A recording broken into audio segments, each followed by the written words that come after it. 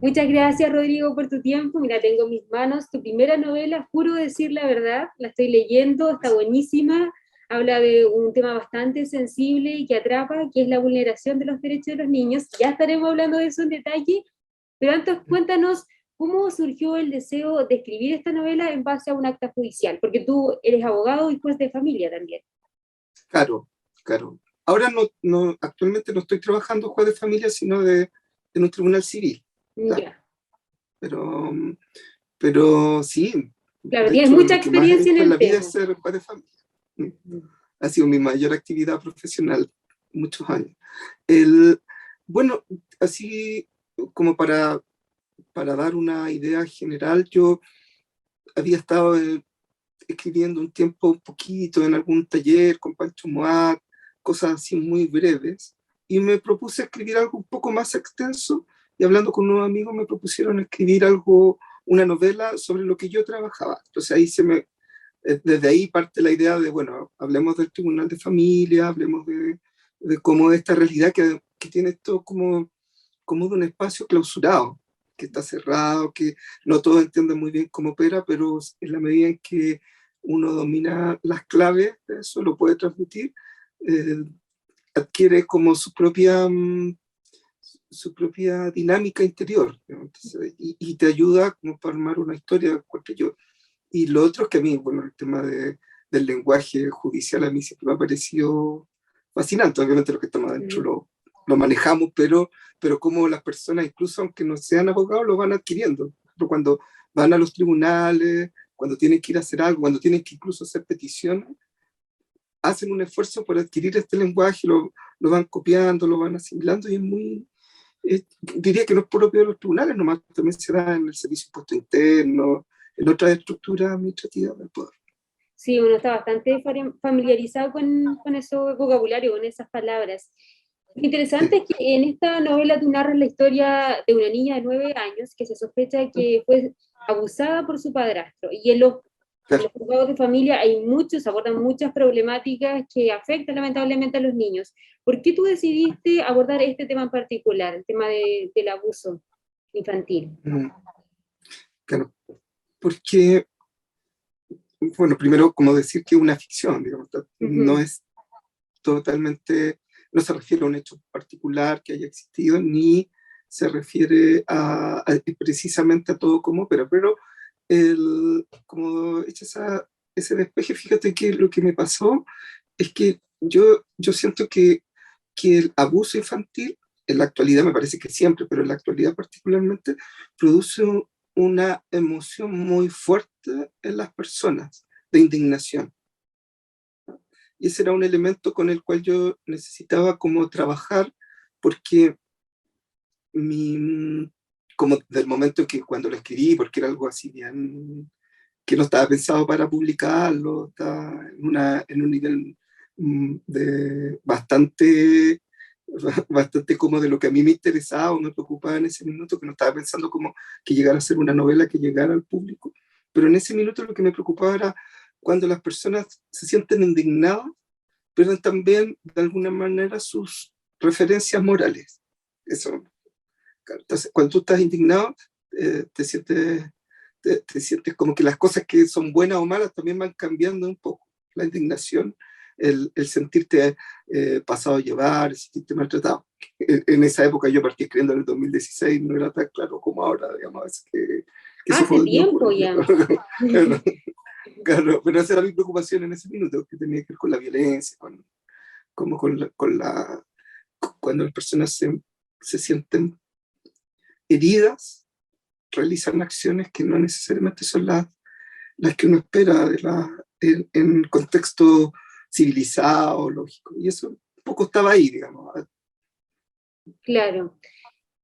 Claro, tú dijiste bien claro que esto es una novela, pero lamentablemente son casos que ocurren en la vida real. ¿Qué tantos tintes tiene de realidad? ¿Cómo fuiste bajando esa historia, creando los personajes, las acciones? Mm, bueno, evidentemente tiene tintes de realidad, es decir, son cosas que ocurren, no todas, ¿no? Porque algunas son como demandas o licencias literarias, porque se requieren para que haya un contexto, porque en la vida diaria hay mucho, mucho que ocurre en el silencio o se manifiesta ya en el acto definitivo, pero uno no ve cómo ocurre.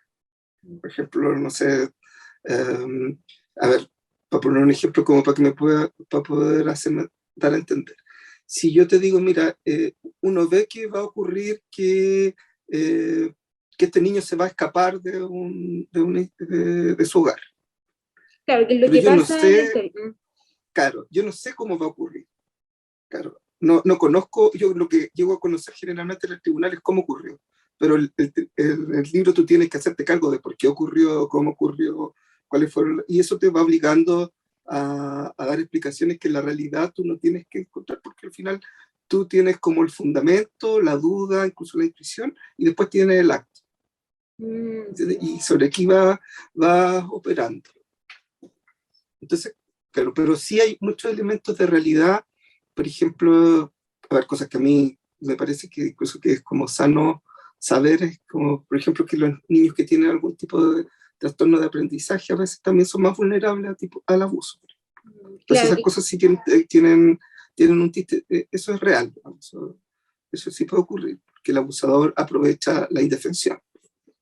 claro, para contextualizar acá, tú narras que esta niña de 9 años, que se sospecha que fue abusada por el padrastro, tenía cierto nivel de discapacidad. Claro, claro. Y Entonces eso, por ejemplo, está ahí. Claro. Y que es también lo que gatilla un poco la sospecha, la duda, bueno, que esta cosa no está tan tan, clara. tan clara como están ocurriendo las cosas y de ahí empieza a, a desenredarse la madeja. A mí lo que me llama la atención también es que ¿Sí? la magistrada y este funcionario judicial que va narrando también la historia, ellos son como bien genuinos en su rol, en su trabajo, y pareciera, o al menos lo que uno interpreta, es que realmente quieren ayudar a esta niña y quieren hacer justicia. Eso, Claro. ejemplo de eso, ¿qué tanto se ve si lo aplicamos en el sistema judicial chileno? ¿Es más una utopía o realmente hay gente que se compromete a ese nivel? Yo diría que sí lo hay, sí lo hay. Obviamente quizá, yo diría especialmente la gente que parte al comienzo, ¿entiendes? Ya después cuando va pasando el tiempo, lo que ocurre es que tú vas perdiendo la tolerancia. ¿Entiendes? Lo que a ti antes era, porque no sé, por poner un ejemplo también nuevamente para que las personas me entiendan. Si tú ves todos los días personas que llegan golpeadas, ya tu estándar de la violencia es el golpe. El maltrato verbal te cuesta cómo asumirlo y probablemente el maltrato que tú vas a aceptar como violencia va a ser un poquito más alto, ¿verdad? Eso te empieza a ocurrir y por lo tanto yo, por ejemplo, creo que es bueno que los jueces de familia salgamos cada cierto tiempo, aun cuando volvamos, para ir recuperando un poco la perspectiva de la realidad, porque tú estás muy metido. Sí, yo te diría que hay mucha gente en los tribunales, hay mucho compromiso, mucho esfuerzo. Lo que ocurre es que se trabaja con tan poquitos recursos, y no digo solo del tribunal mismo, sino que los servicios que prestan ayuda en el exterior, el servicio médico legal, el Servicio Nacional de Menores en esa época, que ahora se llama Mejor Niñez, son organismos que no tienen todas las herramientas para responder a lo que se está demandando. Entonces, a veces, claro, tú tienes que suplir eso con creatividad, con trabajo, o con buscar soluciones que no son siempre las mejores. Por ejemplo, no sé, si tienes un niño con un trastorno de personalidad, pero no sabes cuál es, porque son muy difíciles de determinar en los menores. Decir, por ejemplo, ya él es un esquizofrénico, eso es muy difícil, en general los psiquiatras no lo hacen. Pero sabes que el niño desarrolla comportamientos que serían coherentes con eso. Buscar el espacio donde pueda ser atendido en Chile es prácticamente imposible. Claro, O sea, también. no hay. Entonces ahí empezáis un poco a jugar al maestro Chaquilla, empezáis a meterlo en un lado, tratar que funcione, armar, conseguir que alguien lo vaya a ver, claro. Y ahí es donde empiezan a ocurrir también situaciones que, claro, miradas de fuera parecen como falta de compromiso, pero también tienen que ver con la falta de respuesta, porque a veces las respuestas no son tan complejas como lograr que las personas accedan a ella. Sí, La sí, lista de espera, etc. quedan en ese ámbito varios desafíos pendientes. ¿Y cómo fue la Pero experiencia de escribir de este tema tan profundo, tan sensible, fue, para llevándolo mí al fue muy mundo sorprendente. literario? Claro, para mí fue sorprendente porque yo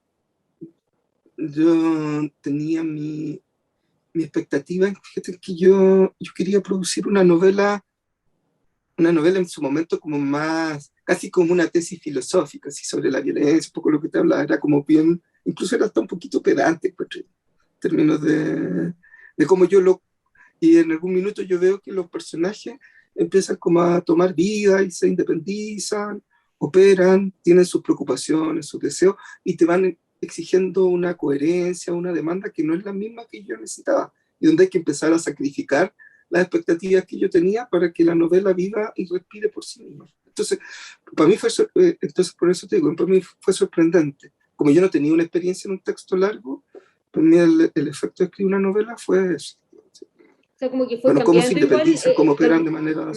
y de alguna forma fue cambiando el desenlace de la idea inicial. Sí, sí, nunca hubo un desenlace, yo no partí con un desenlace, pensé que el desenlace lo iba a sacar al final, eso sí venía un poco como abierto, nunca hubo un final claro. Ya. Claro. Lo que yo, sí, por ejemplo, bueno, para no adelantar de qué trata la novela, Sí, cómo se para no soluciona, hacer pero en el fondo spoiler. como había cuestiones que tenían que ver como con un poco lo que hablamos, con la coherencia del sistema, de la historia, que te fueron requiriendo como algunas respuestas que no estaban originalmente en el texto, sino que fueron como respuestas para que el personaje, por ejemplo, del consejero tuviera peso, para que no quedara llorón, o quejumbroso, y también que fuera una persona que tuviera un fundamento de lo que hacía.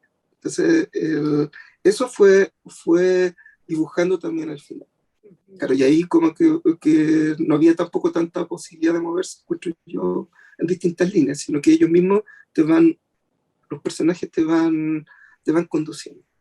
Por lo viví yo, digamos, no sé si a todos les pasa. Claro, Quizás más súper como pauteado. interesante ese mundo. Y para la gente que quiera leer el libro, no vamos a hacer un spoiler, pero lo vamos a adelantar que en la historia hay un vuelco bien interesante, porque al principio se muestra como una especie de héroe, esta magistrada, este consejero que quieren realmente buscar justicia, pero después ellos pasan a ser como victimarios porque son acusados de matar precisamente a este padrastro quien se sospechaba que había abusado de la niña. ¿Por qué quisiste hacer esa relación? Un poco por lo que te hablaba al principio, que era como mi preocupación inicial era hablar sobre cómo las personas que se sienten indignadas, de alguna manera, tienden a pasar un límite a veces. Y como y te diría que en el tribunal de familia siempre está también, o sea, como hasta dónde tú puedes llegar porque en los tribunales de familia muchas veces tú estás, no era el caso de esta novela, pero tú estás sin abogado, en el otro lado estás con personas que son muy frágiles y tú tienes la facultad de mandarlo por un lado, mandarlo por el otro. Por ejemplo, que al final tú puedes mandarlo a 10 programas, solo intervenirlo, y tú te tienes que autocontrolar. Y eso es un proceso que uno va adquiriendo con el tiempo, pero por otro lado, también tienes, cuando estás indignado, cuando tú pierdes la, como la perspectiva de los problemas técnicos a los que tienes que responder y cómo lo tienes que responder. Claro, ahí un poco era lo que yo quería plantear, estos personajes que están expuestos a una cuestión que a ellos humanamente los trastorna por su personalidad, por su historia de vida, por distintas cuestiones, ellos empiezan a responder de una manera un poco insólita en relación al problema. Pero como también el lector se siente indignado, entiendo yo, por lo menos la idea es que se sintiera también indignado, Sí, de alguna manera totalmente. lo insólito le parece razonable dentro de la locura. Sí, ¿no? Interesante ese trasfondo. ¿Y qué retroalimentación te ha llegado del público, de los lectores? ¿Qué opiniones has recibido acerca del libro? No, los que lo han leído, que han sido pocos aún, porque salió hace Hace pocos poquito. días, sino Caro tiene como 2 semanas.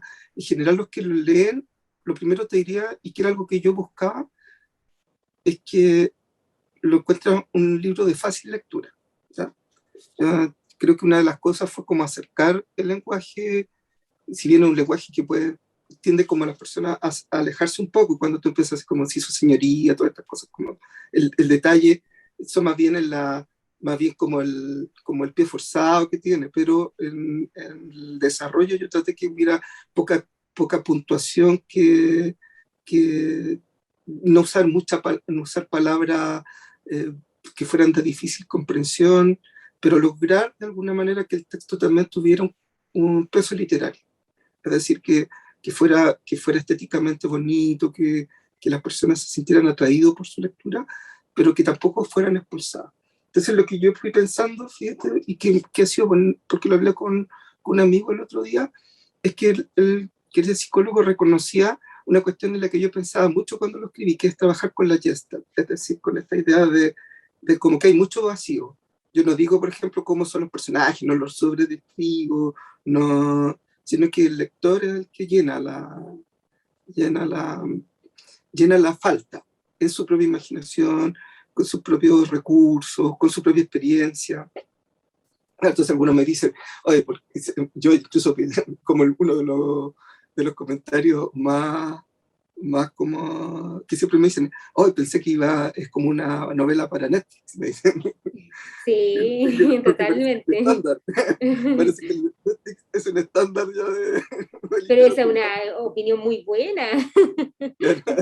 Así que para la gente que aún no recibe el libro, que se apunte ahí, porque está bueno, está interesante. Yo creo que hay una buena fusión entre ese lenguaje judicial y también en la parte como literaria, esa parte más bonita que uno lo engancha.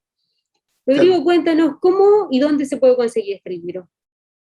Bueno, lo primero, por sencillez, está en la página de Busca Libre, que es donde tú puedes encontrarlo, que es buscalibre.cl.